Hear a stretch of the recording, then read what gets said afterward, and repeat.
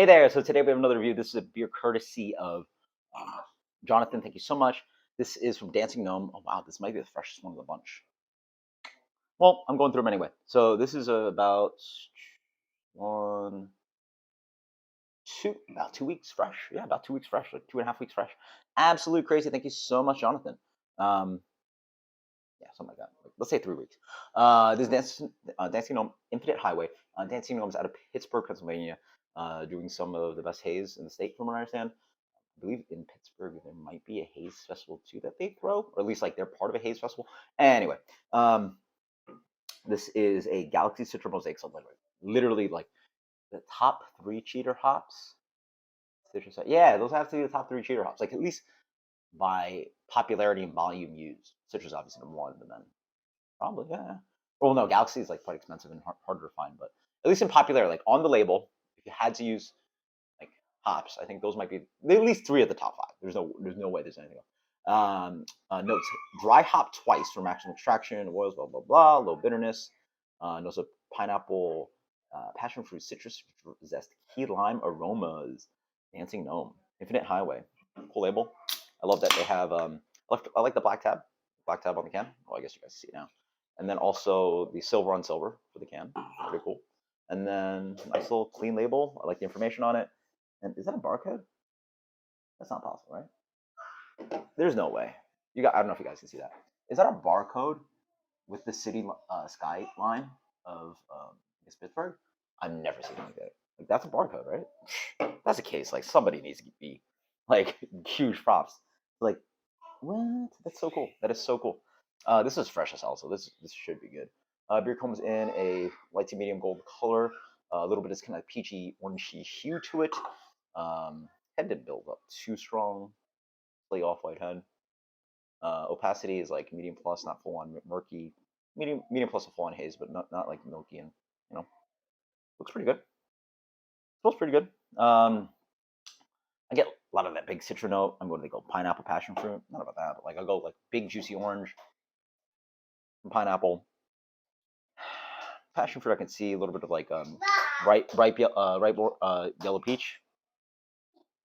Pretty good. Smells pretty tropical. Yeah, pretty good. Citric Galaxy Malaya.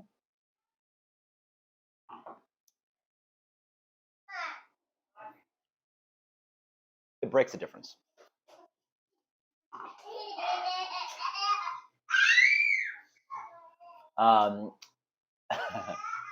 Rambunctious munch that we have around here.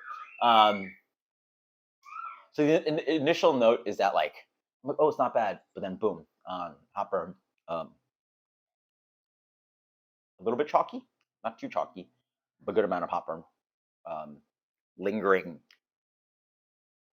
vegetal green character. Yeah. Maybe don't drop hop it twice if it's gonna go.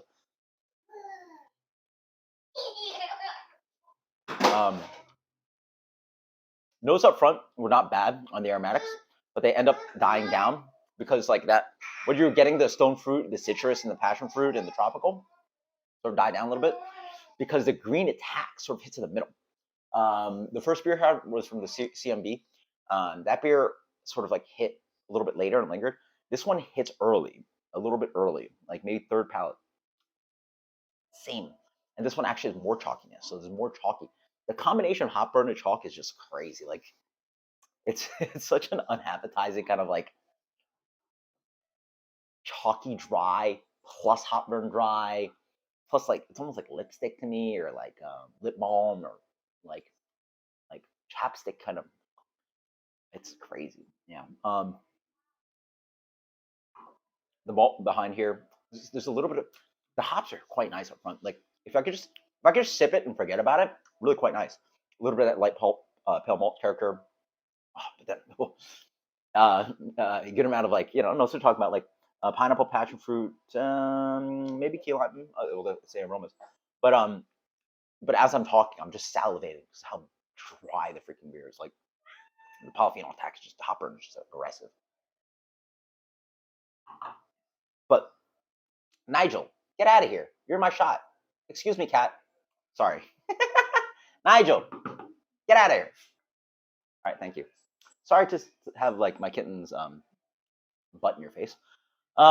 and there's nice complexity here too. Like there's really nice kind of like mosaic in there too with that. Like, sorry, I'm torturing myself for you guys. Like I'm trying to find the like good tasting notes because like I'm just like, oh, the hot burn, but like there's good notes in here. A little bit of juiciness, like some ripe pineapple.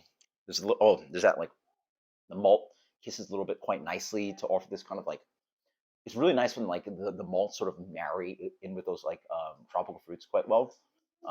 There's a little bit of kind of mosaicy. Hi. There's a little bit of kind of like mosaicy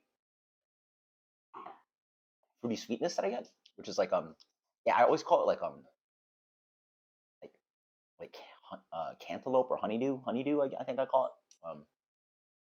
And there's a little bit of like yeast ester in here, which is quite nice. It's like got this kind of like no, it's not yeast ester. It's malty sweetness.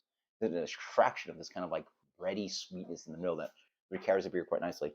But the polyphenol attack is a little too aggressive. This honestly, without the polyphenol attack, actually probably builds a really delicious, well-built hazy IPA. It's just that green is just too early, and I really wish. I mean, hey man, I'm literally about 3 weeks in. Yeah, I want to say about 3 weeks in. Am I supposed to wait another 3 weeks for it to peak and have that kind of green polyphenol die down a little bit? How would I know? I mean, in my mind, if you're gonna can it, maybe don't drink it the day of. But if you're gonna give somebody 3 weeks and they're aging it for you, and that polyphenol is not died down enough, your beer sucks. No offense. This beer is actually pretty good, but again, it's in my mind sort of undrinkable. Again, a drinkable flight beer for sure, but oof, yeah. There's good characteristics behind this beer, but man, just goes too early on that polyphenol attack. Flight beer for sure. I wouldn't even think about like anywhere. Like I wouldn't even think about 8 ounces of this guy. Like so, good impression, not good drinkability, not good repeatability.